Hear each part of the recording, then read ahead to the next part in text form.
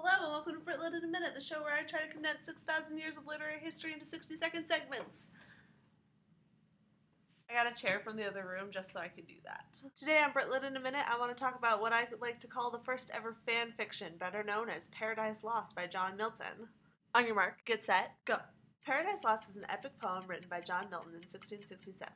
The first edition had 10 books, but apparently the poem was so epic that it had to be republished in 1674 with 12 books. Paradise Lost has two narrative points of view, that of Satan and that of Adam and Eve. What I personally love about Paradise Lost is that Satan is sort of a tragic hero. The first book of Paradise Lost starts in media res, which is Latin for in the midst of things. Sort of like these videos, which I started making in the midst of the week before finals. Anyway, it starts right after Satan has vanished from heaven and he's just kind of chilling in hell, just like laying there like, what the f*** am I doing with my life?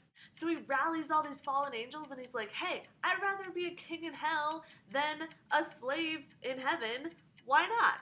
I mean, this is one of those times when you like agree with Satan?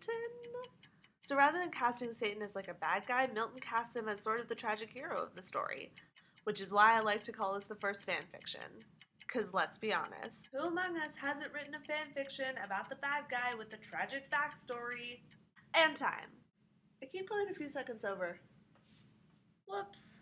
So if you want to learn a little bit more about what I was talking about today and read Paradise Lost, good luck.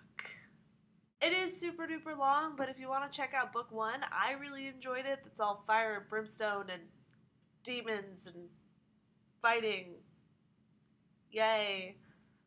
And if you have any questions or comments or anything I can do to make this better, leave a comment or question in the doobly-doo.